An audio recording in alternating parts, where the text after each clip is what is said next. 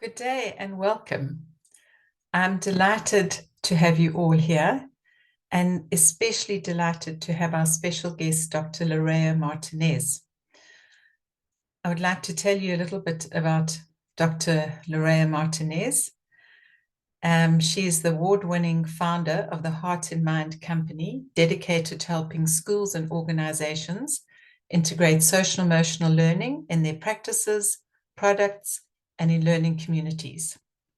Lorea has worked in schools, districts, and organizations to guide SEL implementation efforts, including teacher training, leadership teams, and providing guidance to educational, technology, and media companies to help them integrate social emotional learning in their products. As an educator, Lorea has worked with children and adults internationally. She's a faculty member of the Columbia University Teachers College, educating aspiring principals in emotional intelligence. Dr. Lorea has conducted extensive research in SEL field with a focus on how to implement social emotional learning and for principals, emotional intelligence, teacher preparation, and school climate. She frequently blogs on how to incorporate social emotional learning practices in leadership and in parenting. Dr. Lorea has received a doctorate in philosophy, magna cum laude in quality and innovation in education from the University of, and I hope I'm pronouncing this correctly, Autonoma in Barcelona. Lorea in 2014 was awarded the American Education Research Association Graduate Student Award for Excellence in Social Emotional Learning, and for the Social Emotional Learning Special Interest Group. Dr. Lorea started her career as a special education teacher and administrator. She's native to Spain, and she currently lives in San Francisco area with her husband and 2 daughters. It goes without saying that it is such a privilege to have you speak to us today. And I know that I am super excited, as are all the participants, to learn from you. This year, I started my Reframing Education with Social Emotional Learning course using the Heart and Mind model. And I really am super excited for us to have the opportunity to unpack this amazing book. With no further ado, welcome, Dr. Lorea Martinez. To answer. Wonderful. Well, thank you for that introduction, Libby. It is my pleasure to share this space with you all. Just to tell you a little bit more about myself, I'm originally from Spain. I grew up an hour and a half north of Barcelona, and I've been in the States for more than 15 years now. This is where I've conducted all my research on SEL. It's a field that I fell in love with when I was working in school systems, looking at data and assessment. I had my background is in special education, so I taught and supervised special education teachers for a few years. But when I was working on my doctoral dissertation, I transitioned to look at more data and assessment and how schools were using student achievement data to guide instruction. So I spent 4 years working with principals, helping them with that process. And during that time, I realized there was a set of skills that we were missing with this focus on student achievement. And a lot of the work that I had been doing in special education was so much of helping students to cope with their needs and to really find their way when they were like reading 3 grade levels behind and they were in a general education classroom, how those students were able to really continue to engage with their learning. and that's how I came to social emotional learning, with this question of like, there has to be another set of skills that we can teach and that students can learn in order to really help them develop their agency, their ability to, as we were talking earlier, to find resources when things are not working well, all of those life skills that are so important. And once I found the field, I found my life's work. And that's the work that I've been doing since I presented my dissertation through my consulting business, and really focus on helping schools to do this work well. I think that at least in the United States, because the concept and the framework of social emotional learning is becoming more mainstream, there are a lot of shortcuts and implementation processes that happen that maybe are not so rigorous or so effective. So my work is really focused on helping adults. Mostly I work with adults to see the benefits of SEL and then how to do that implementation. Thank you so much, Lorea. And that just leads me on to say how relevant what you've said is underpinning what I have done this year in starting this course on reframing education using SEL and incorporating your model, because I have also seen in my work over the last 5 years that you talk about SEL not just being a plug and play. Mm-hmm. And it's what I really like about your work, is that you go into sharing so many personal experiences, empirical evidence, cognitive neuroscience research, and your whole sequence of the importance of following the sequence of social emotional learning and building on it is absolutely vital for adults and for children. And one of the things that I particularly like in your introduction is your story about Christine, teacher Christine, and Xavier.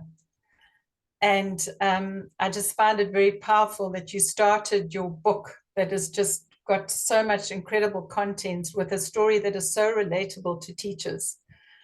And because that really underpins to me what a wholehearted educator is. And I wondered if you'd like to just share this amazing young teacher and her little story about Xavier, and something that I know the audience will all be able to relate to. Yes, the story talks about Christine, this teacher who I met when I was working in a school as a special education teacher. And she had this incredible demeanor, this character, that she was a very caring but also firm teacher.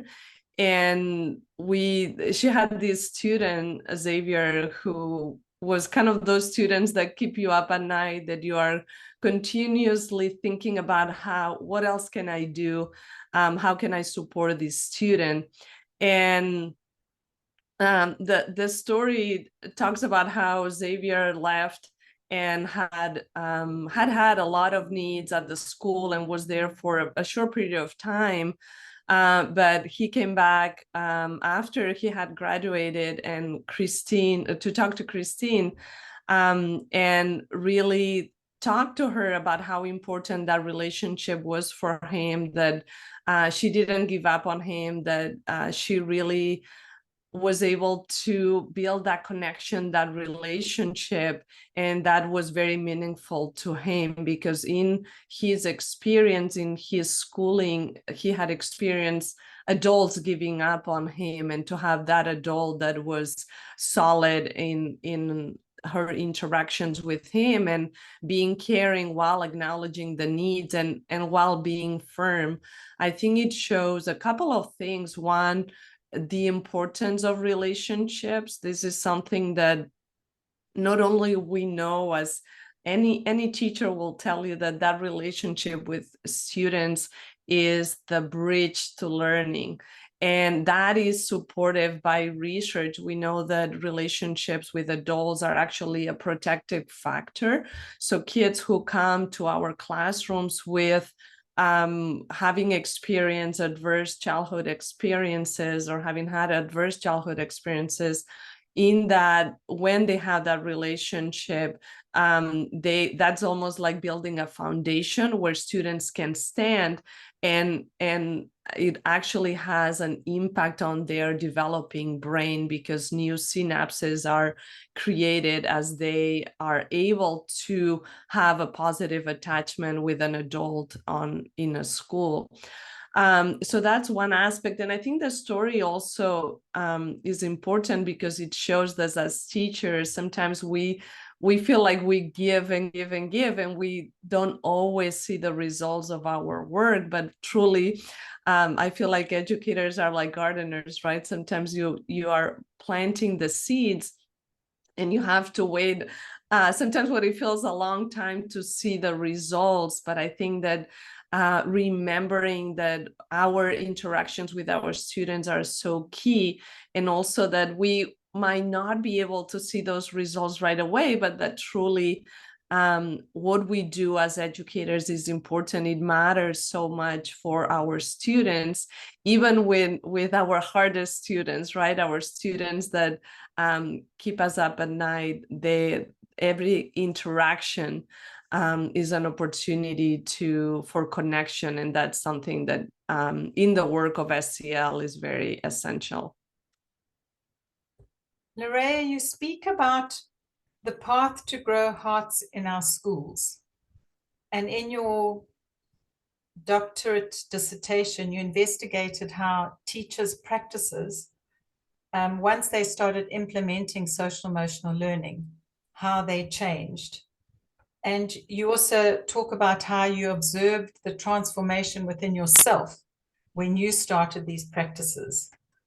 I wonder if you could share a little bit, some examples, whether personal or teachers like Christine. Yes, absolutely. There was one particular teacher from my research that I remember very clearly. And when we were doing our interviews and focus groups, she talked about how she had learned about her own skills, her own social emotional skills, as she was teaching those lessons to students, because she realized that she was not open about her own emotions with her students. She wouldn't share how she was feeling. It was kind of like very matter of fact, very business oriented. And she was a wonderful teacher, but I think that work of really engaging with activities and lessons to teach SEL taught her that she could that the importance of her modeling, and she had that aha moment that she was not open with her students. So really having that learning moment and realizing, well, if I don't do this myself, how can I ask my students to do the same? And that's something that it was not only my research, but other research has found that as teachers and educators engage with this work, not only are they teaching to students, but they are also learning more about themselves and how they practice these skills. And from a personal level, I think that these hard skills is something that we have to practice every day, right? Every interaction is an opportunity to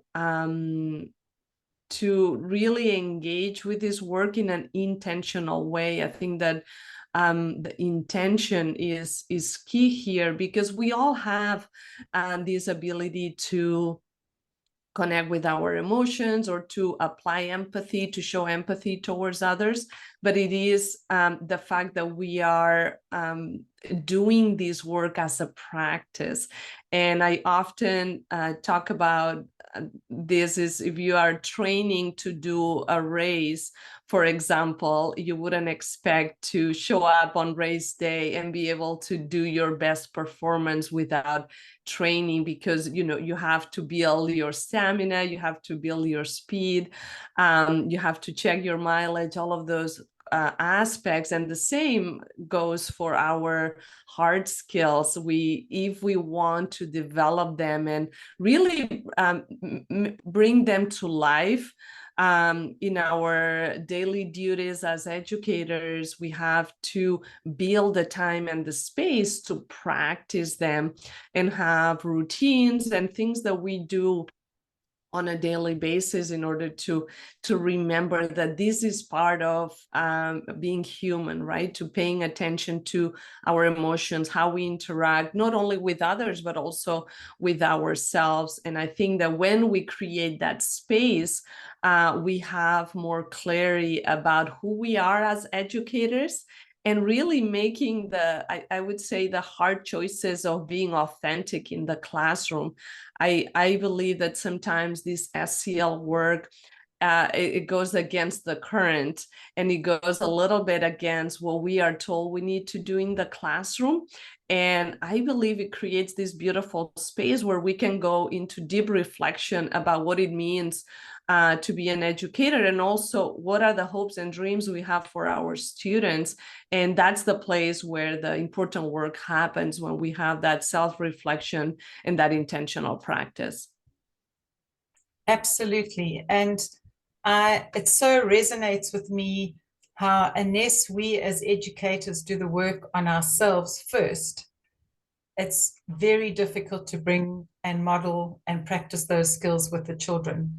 And I use the analogy that if I was suddenly asked to go and teach a math lesson and I hadn't done the preparation for it, it would be very difficult. And in South Africa, there are many teachers I know that are wanting to implement social emotional learning, but often that path is met with resistance because there's no time in the curriculum, there's no budget, there's a lot of fear about what is involved. If I now have to take this mask off and this shield off and look at my emotions, especially with the hyper rationals. And we still most of our schools are very traditional in terms of the academics, and stealing time from academics to now go focus on emotions. And there also the feeling of the teachers, what does this mean for me? I'm already overburdened, and what do I have to do it, but to implement it? And you have just shared with us that you show up and become a better teacher when you actually start implementing these skills. But one of the most important things that is often overlooked is that, and you've done so much research on this, is that the impact that social emotional learning has on academic learning. Would you be able to speak to us about that? Yes, absolutely. And you brought up so many topics that I want to dig in, because one of the aspects that I feel like, even in the US, where I could say that there are many schools that embrace social emotional learning, we are still unpacking the notion that when you teach academic learning, you don't have time to teach SEL. And that's actually a false dichotomy, because when we integrate social emotional learning into our teaching practice, and that's why you mentioned at the beginning, Libby, that my approach to SEL is really as a lens for teaching and learning, and not so much as something that you plug and play. Because when you do that integration, when you really think about what are the social emotional skills that students need in order to be successful in your classroom, if you're asking them to show mastery on a certain skill, or show that they know a science concept, or they understand the cycle of water, they understand how to solve an equation, we cannot separate that work from our emotions, because emotions are at the foundation of, they guide our behavior. And we know from the research on affective neuroscience that emotions are involved in all major cognitive processes. That means that when we try to make decisions, when we want to remember and understand complex concepts, when we are working with others to create a project, to create a tool, to discuss a text, all of that cognitive processing has an involvement of emotion. So if we ignore that piece, we are doing our students a disservice, because they don't have all the tools that they need in order to learn effectively. So a lot of this work, I think that there is a part of the resistance that comes from not really having that understanding of how much emotions impact learning and the role of emotions in learning. And I think that once the educators understand that piece, they start to realize, wait a minute, if I really want to support my students with their academic learning, I need to make sure that I am bringing emotions in the classroom, that students have the tools to connect with their feelings, to know what they are experiencing, and they are really tapping into the joy for learning, that motivation. So we have in front of us students that are so hungry for connection, for purpose, for finding things that they want to learn, to really build on their interest. And as educators, to me, that's an opportunity for for better teaching and learning, really engaging students in that process. And then there's another part of this resistance that you mentioned, Libby, that has an emotional component. You mentioned fear, and fear is a protective emotion, right? The purpose of fear is to protect us from threat. And I think that we need to acknowledge that there is a part of this work that makes teachers uncomfortable, because we are asking teachers to do something they are not used to do.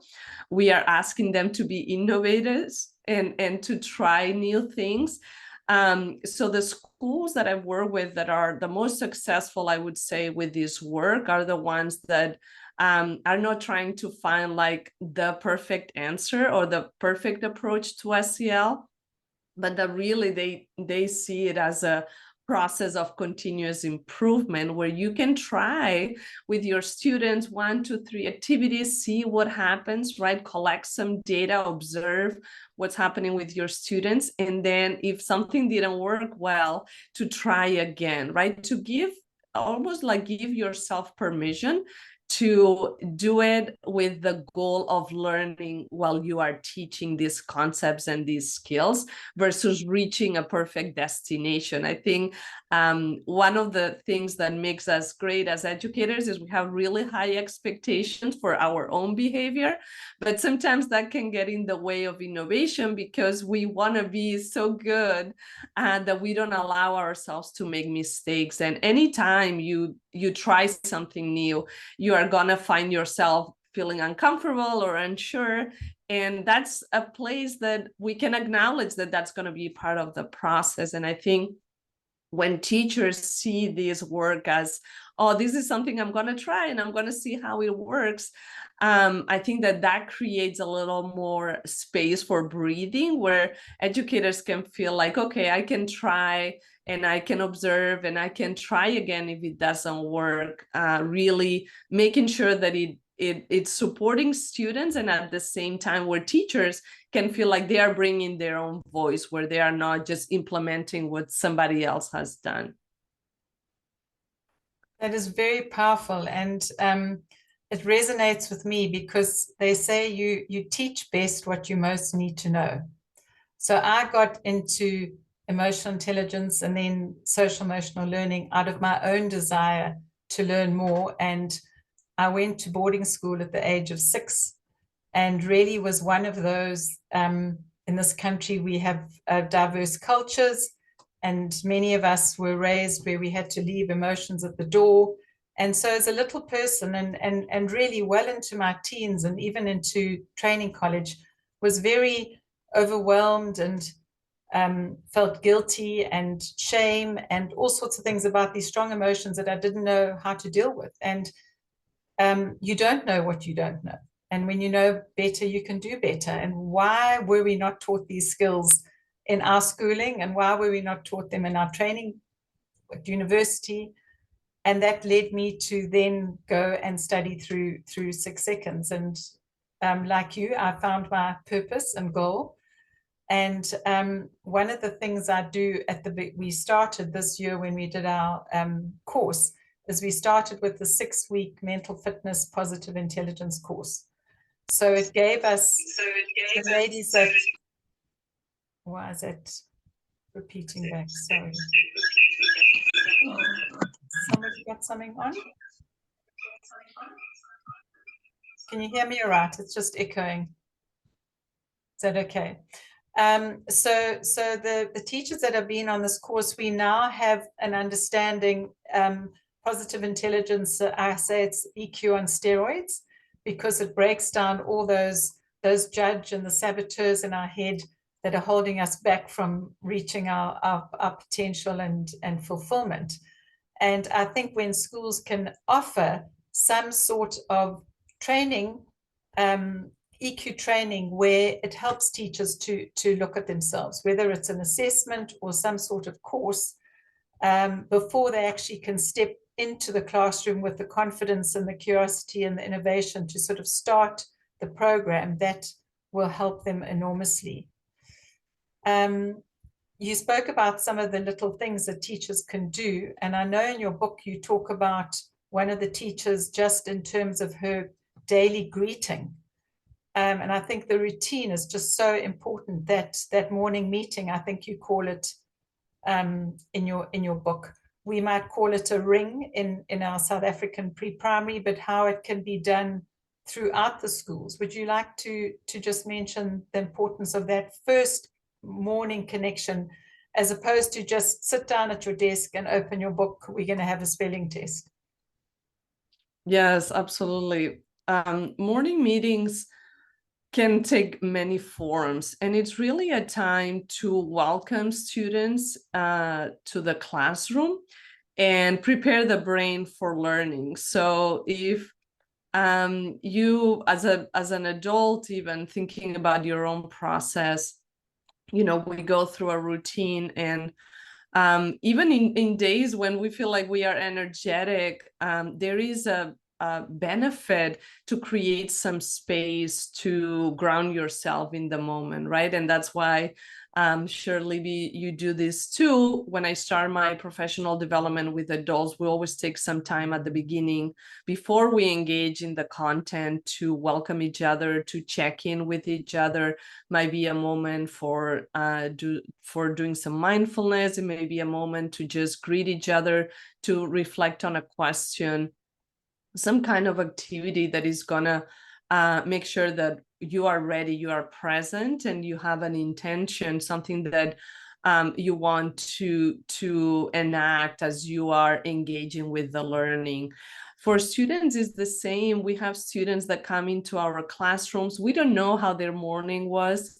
They could have had a very pleasant morning at home and everything went fine to get to the classroom and to school. And we could have students that had a very difficult morning, maybe with a lot of stress, parents yelling, maybe there is food insecurity in the house. There could be a variety of situations that students are experiencing, and sometimes they are not able to verbalize what's happening. So when we have this morning meeting, it's a place where students, we are building connections with our students. We are welcoming them, making sure they feel like this is their space too. This is a place where they feel safe, where they feel seen and loved. And that really calms down the nervous system, even if it's a quick game. Could be a game, it could be a reflection, an activity that really engages students. And then from the teacher side, that's something important, because then you can take the what I call the emotional weather, right? It's kind of like looking at the temperature of how your students are arriving to your classroom. And maybe it's a day where they are very energetic and you want them energetic because the activity that you are going to do with them requires high energy. But maybe the activity for that day requires them to have lower energy. If you are doing, for example, a writing assignment, probably you want your students to have a certain level of energy. But if you're doing a science experiment where students are going to be working in groups or doing working with different materials, you want that energy level to match the activity you're going to be doing in the classroom. So that morning meeting really helps the teacher also to see what's happening and to gather information and data from your students about what's happening. And maybe if you hear something that a student has shared with the group, maybe that's something that you want to follow up with the student, pulling them aside and saying, hey, I heard this is happening for you. How can I help you today? Or do you want to talk more about it? Or how are you feeling about this situation, right? And that's what builds the connection for students to know that you are there for them, no matter what they are experiencing. So it has many benefits, and I think it also sets up the tone for the day to really create that community within your students.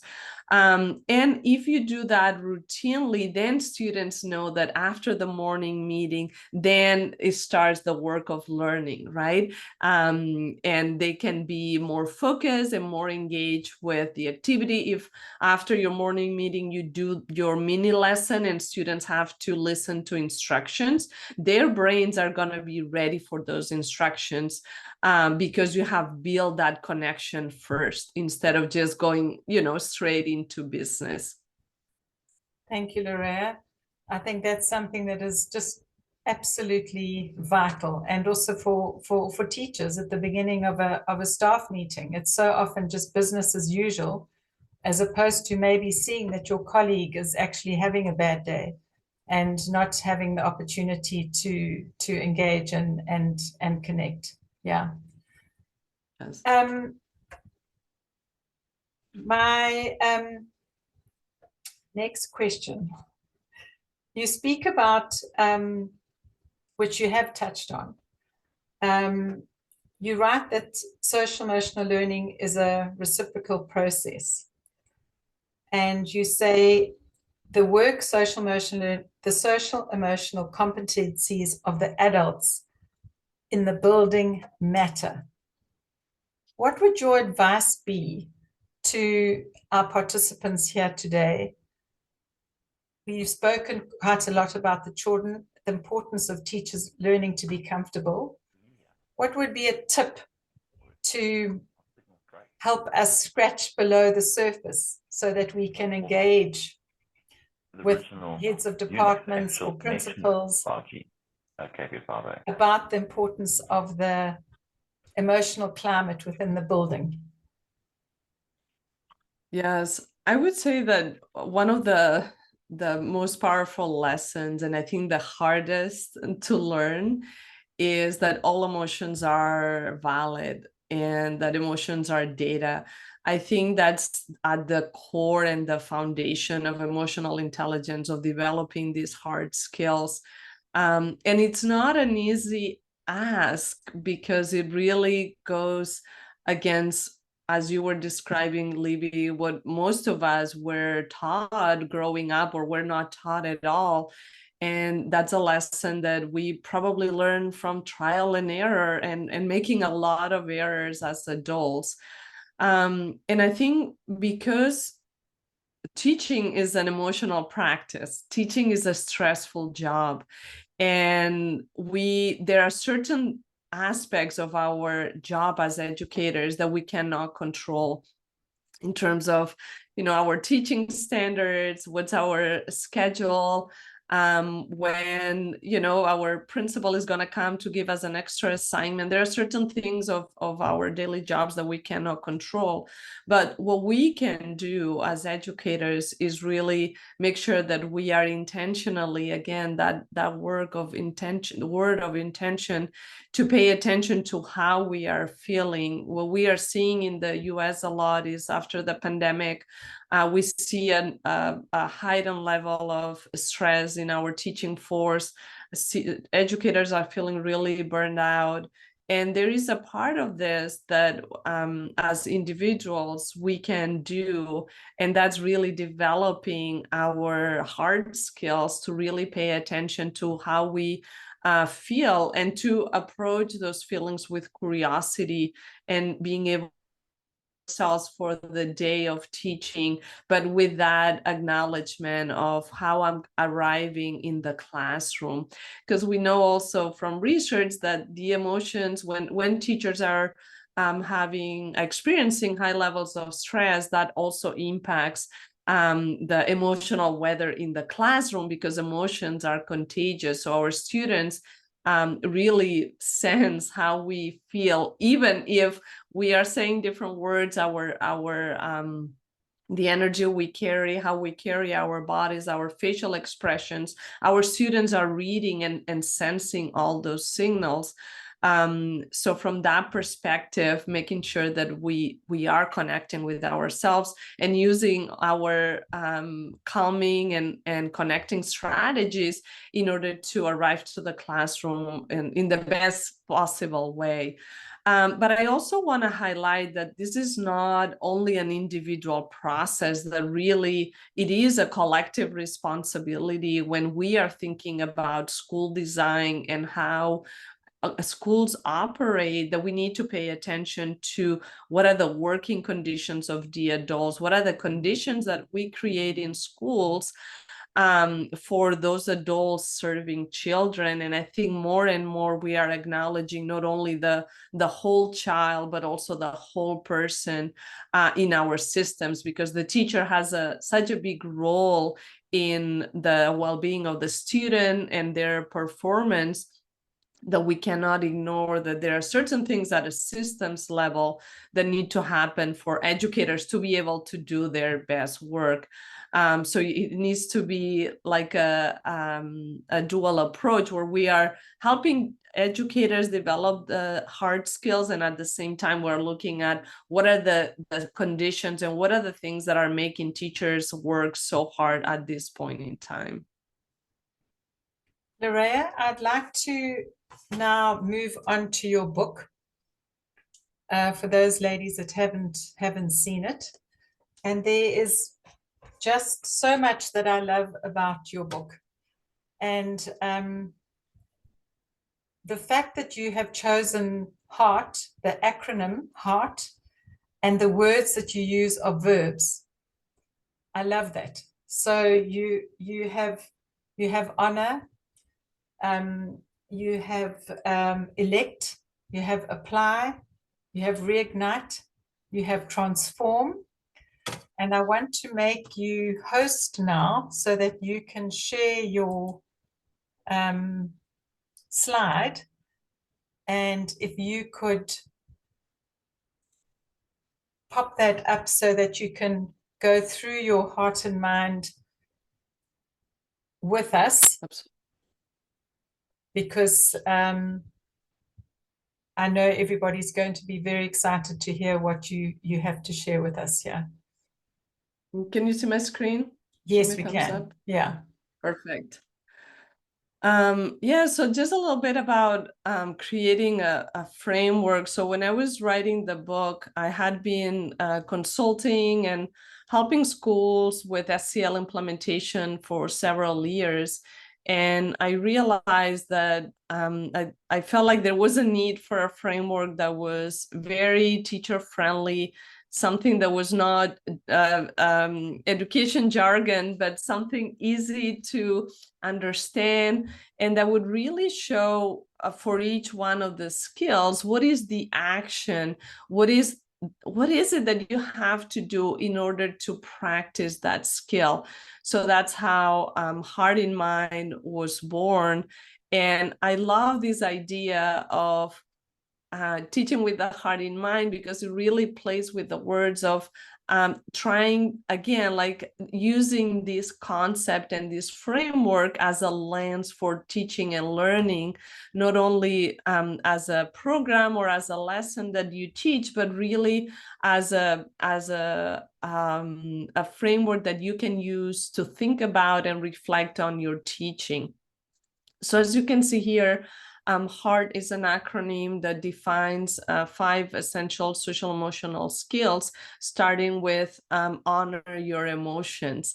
And here the, honor, I think is such an important verb, because it gives that the color of really acknowledging and appreciating the emotions that we have, even the unpleasant ones.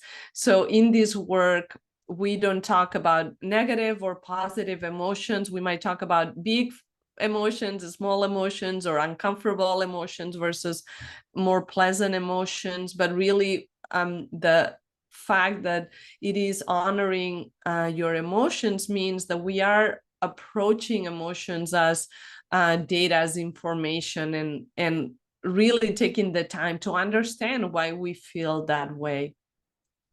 Then elect your responses has to do with all of your self-management skills and those of your students. So really creating that space that is necessary to make positive decisions, right? There are so many decisions that a teacher makes on a daily basis. And many times we function on autopilot, right? We are just reacting to our everyday demands. And I like your responses is almost that reminder that when it comes to our own behavior in the classroom, how we respond to our students, we always have a choice. And is thinking about that choice almost like ahead of time. So by the time you are in a situation of high stress, you know how to respond. And part of this is acknowledging when you have certain patterns in your behavior that may not be supporting you to be your best teacher, taking that time to reflect on those patterns. Then we move into the A, which stands for apply empathy. And as you can see here, it's at the heart of the model. It's the middle competency. And empathy, as you know, is being able to understand and interpret the emotions of others. But in my case, self-empathy and applying compassion towards oneself is part of this apply empathy. And I can tell you that after so many years working with educators, the self-empathy piece is a very hard skill for educators. Educators like bleed their hearts for their students, but when it comes to talking to themselves with care and compassion, to treating themselves as they would treat a friend, that's a really hard practice for teachers, and one that I think we need. All of the research that is coming out of the compassion field shows the incredible power that there is in applying compassionate practices in your life as a way to connect more deeply with who you are as a human, and also that opens and builds bridges to deeper connections with others.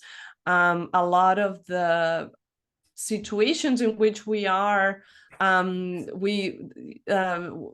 is a place of self-imposed almost suffering in the ways we talk to ourselves, the negative self-talk and putting ourselves down, that is very very touching when you discover that can be changed, that is something that you have the power to change.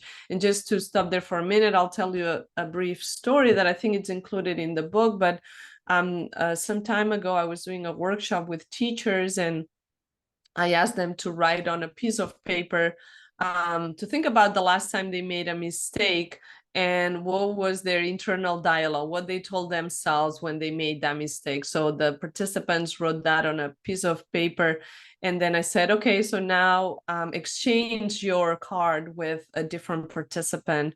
And several of the participants in the room, they were like, I'm not sharing this with anybody. Like they were so, the messages they told themselves were so hard that they didn't want anybody else to see them, because they were like, oh, they don't deserve to be, you know, to read those messages. And I think that story, that experience as a facilitator really stayed with me, because again, this is a practice, right? We need to be in a space where we can reflect on how we talk to ourselves when we make a mistake, to really realize, well, am I treating myself with care and compassion? Because we are all humans and we all make mistakes, right? It's how we approach those mistakes that matter, not the mistakes so much. And then we move into the R, which is reignite your relationships. And reignite here has a special meaning, because I see relationships as a fire, where sometimes you have that connection with somebody, and you don't need to do a lot of work to establish like a positive interaction. That's the way I feel with Libby. We could talk about this work for hours. We have never met in person, and I wish that one day we'll be in the same space and I'll be able to give her a big hug. But sometimes those connections are easy, but that's not always the case, right? Sometimes you have to put a little bit of effort to build those relationships. You might think about like a colleague in your school, or maybe there's a student where you are like having a harder time. But it's still possible, right? It's still possible to build those connections, but relationships require intentionality, right? Require making space and really showing up as your best self. And then the last skill is transform with purpose. And this is what really gives meaning to the whole model, because transform with purpose is really finding that sense of direction, the why in your life as an educator, and also to work with their students to find their purpose. And when we find that sense of direction, I think that we are more inclined, more motivated to practice the rest of the skills in the model, because we know where we are going. And Libby and I have had conversations about how difficult this work of SEL can feel when there is so much resistance from the adults. Mostly the kids are okay, but it's the adults that we have to work with, and how that can feel, you can feel discouraged and defeated.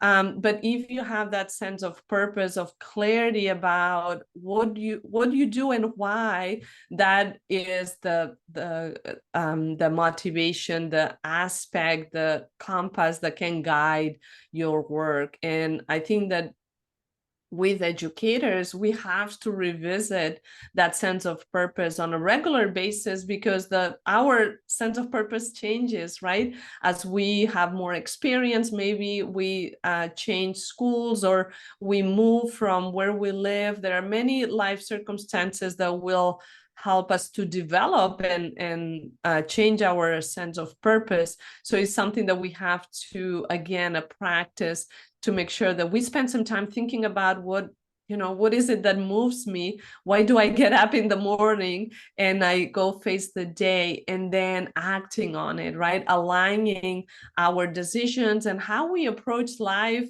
and our students based on that sense of purpose. So this model, as you can see here, applies both for our students. So these skills are the ones that I'm hoping you will teach to your students, but they also apply to you as an educator. So really a model that is both for students and for adults. Thank you so much, Lorea. I'm just so delighted that you are here, because the ladies that are, some of the ladies on the call are part of the training that we're doing for the whole year. So we are going to be moving on to the book. They're reading the first chapter, and then we're going to be starting in May. So it's just wonderful that they are hearing this from you. And the topics in part 3 of your book are the ones that really resonated with me, because that's what I've been focusing on in my EQ training with teachers. And I just want to read, we won't be able to go into all of this, but just to whet the appetites of the other participants who are here that might want to join my next course, where we will do exactly the same thing. But you talk about finding your voice, and I think that's what you've expressed now. You talk about building your resilience as an educator and doing the work that matters. And I think you really have encouraged all the ladies that are here today that just the power of when you have the courage and the curiosity to look within, and you can go beyond, and how you will change as an educator, and how much you will get so much more out of your teaching, because you will then be able to reflect back on why you actually started doing this in the first place. And I think all the challenges that educators are facing in the world, that we are globally, that we are facing in the world, that teaching has become particularly stressful. And there are many, you talk about in your book, teachers that are disheartened and unmotivated. And I can speak from experience, and I know that some of the ladies that are here that have done the 6-week mental fitness and have developed those EQ competencies, just how it does give you vuma to keep going, even when you're having a bad day, because you start to be kinder to yourself, and that judge and that hyperachiever, you can actually put it aside. So I would just like to share with the audience where they can get your book, and if you'd like to maybe speak a little bit about your lovely online course that some of the participants might be interested in. Yes, so Teaching with the Heart in Mind is available in all major book retailers. It's available as an audiobook, digital and in paper, so you have a choice in terms of how you read better. I'm the narrator in the audiobook, so some people have really enjoyed just having that change of pace and listen to something while they go on a walk or they are commuting to work. So that's available for you. If you speak Spanish, the book is available in Spanish too. And then my latest resource that I've created for the field is this online course to develop adult SEL skills. We have talked about it quite a bit today, and I found that many schools and districts, they don't have levies, so they need a resource where they can really provide educators with a place where they can develop and reflect on these skills. So the online course goes into the Heart in Mind model and is for you to develop your skills. So it's not thinking so much about your teaching, but really thinking about how you are embracing, how you are practicing these skills on a regular basis. And it has a self-assessment. So you take a self-assessment at the beginning of the course and then at the end, so you can see the growth. And that's available. You can access it on my website. And I can put it in the chat, and I'm sure Libby will share it later, but you can access all the information there as well. Thank you, Lorea. And for those people that are here that might be interested in my next Reframing Education with Social Emotional Learning, I'm going to be having an information evening on the 11th of May. So if you can just DM me on LinkedIn or on Facebook, or email me if you want to find out a little bit more about that, and for your school or just for you as a group of teachers. I just give you an information about how the whole year runs. And I think that it would be really great if we have a few minutes. We're on the hour, Lorea, but would you be available to just answer some questions from the audience? Yes, absolutely. So ladies, if there's anything that you would like to reflect on, we've both done lots of talking. We know each other really well, some of us. We've been working together for 6 weeks. So if there's anything that you would like to ask Lorea, please do. Thank you, Greta. Just unmute or pop it in the chat.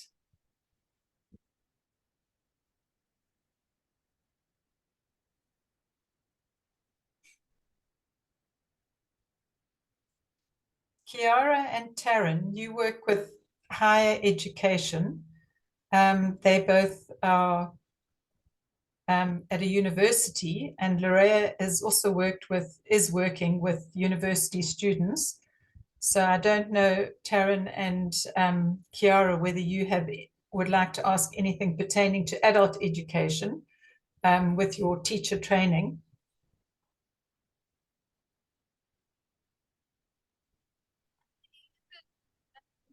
So I don't have any questions. I just like to say thank you so much. I'm inspired, Lorea, and I'm looking forward to reading your book further. Perhaps, questions would come up while readings are going on. So nothing for now. I'm just really inspired by tonight. Thank you so much. Thanks, Taryn. Thank you. We've got 2 PhD students in the audience today, Lorea, who I'm very proud of. Wonderful. Kiara, is there anything that you'd like to ask about your student training? Hi, Lovey. Hi, everybody. No, so for me as well, I would like to continue reading further so that I can have more insight as to Lorea's ideas and things like that. But I must say that this talk was very inspiring as well, and I like some of the ideas that you shared. Thanks, Kiara. Have we lost Karen Parsons? I think we have lost some people that have dropped off, maybe with the load shedding. I was just looking. Oh, we've lost Ramona. No, we had a principal here as well. Greta, from your point of view as a high school maths teacher, how do you feel about bringing Lorea's? I know you've shared a lot with us, but I'm just interested if you'd like to share with Lorea who you teach.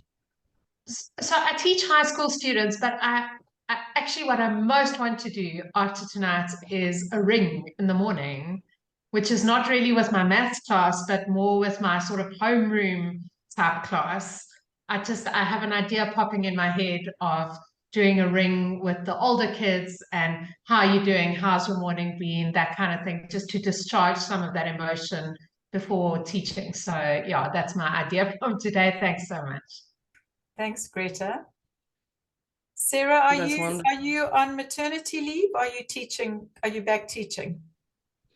So I just started back again this last term, and I've just found this really interesting. So I'm in the foundation phase, but I have been working in the remedial class, facilitating one-on-one with a boy, and it is everything you've been touching on has really, it just does give me a huge boost, particularly after maternity leave, where you feel like you have no energy to go and just give more for myself as well as for the kids. Must be said, it's quite exciting to want to, and that's why I definitely want to have a look into your book and get myself a bit more educated in the space, because as I say, yeah, as you know, in the remedial space, it is so much more about the emotions that you are dealing with the kids who are struggling on so many levels. And for me, that's my biggest challenge with the little boy that I'm with, is trying to make his ability to cope with everything that he's getting thrown. So I found this really, really helpful and inspiring. So thank you. Great, Sarah. Sarah, I have, if you interested, I have extra books of Lorea's, and so I can post one of those to you. Great. I know that it's a busy time for you with the little baby and teaching. And I'd love you to join my course, but it's probably not the right time now. But if you would like to get one of those Lorea's books from me, I can send you one. Fantastic. Thanks so much, Liz. I'll definitely be in touch for it. Monique, stroke Anita. Is Monique still there? Hi. Monique, hi. Hi, thanks for joining us. Hi. Any reflections? Thank you. Any reflections, Monique? I just want to say, I just want to say, especially to Greta, that go for it. And I can clearly remember when I started doing morning rings with my grade 2 class. I taught a remedial class, grade 2 children, for many years.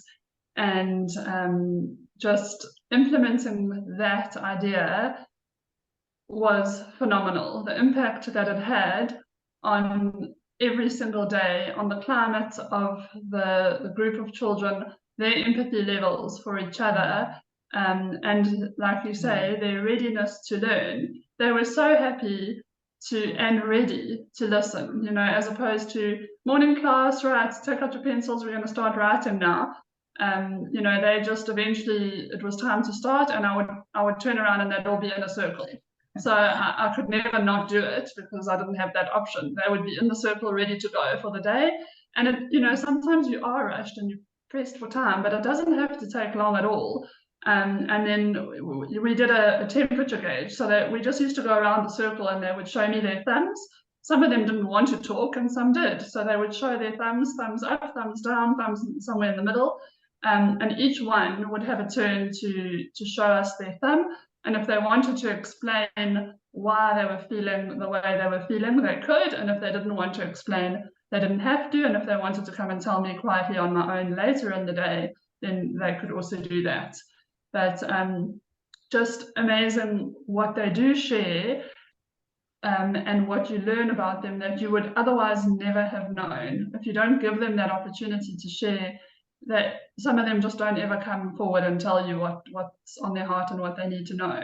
And also just so powerful for me was witnessing what it did for them as a group, for them to hear what their friends were going through and what their friends were feeling. And often if someone had thumbs down at the beginning of the day and then they told us why, it would inspire their friends to be kind to them during the day. And I would witness so many just really, really touching things that would happen amongst the children themselves in the day because of what was shared in the morning. So yeah, that is just such a powerful thing to set the tone for the day. Thank you, Monique. That's wonderful. Thank you for sharing that. Anita? Just resonate what Monique says. Obviously, I'm a pre-primary teacher, Lorea, and so we always start our day with that routine. The children come in and they play, but then when I tell them it's circle time, I promise you they drop those toys like hot potatoes, because actually what they want is connection.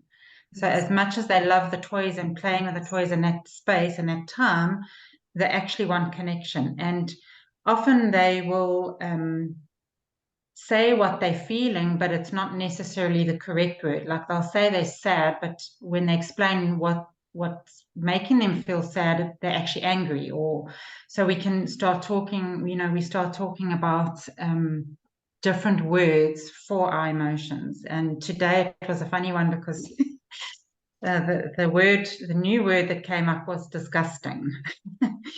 So it's exciting to just work with the children and grow their vocab of their emotions. And exactly what Monique said, they are, when they see that the other children around them also feel the same things that they might have felt in the morning, it's amazing. They're just kind to each other and they help each other. Yeah. So thank you. It was lovely to meet you, Lorea, and I look forward to reading your book with Libby and the group, and just gaining all your wisdom and insight. Thank you so much. And thank you, Libby. Well, thank you so much, ladies. It was lovely to hear from all of you, and from our lecturers at university to our maths, to our pre-primary, to our remedial.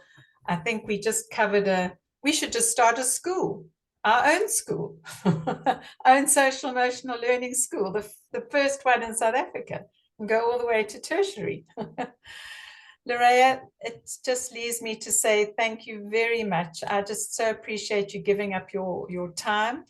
And I'm sure this is I'm hoping this is going to be the first of many, because I really hope I can have my reframing education with SEL using your model and your book for many years to come. And all these ladies that are doing this course will then be able to take the heart and mind into their schools next year, and they will be able to be the SEL facilitators in their schools. And that's my aim, to sort of really get that spread throughout South Africa. So thank you very much. I really appreciate your time.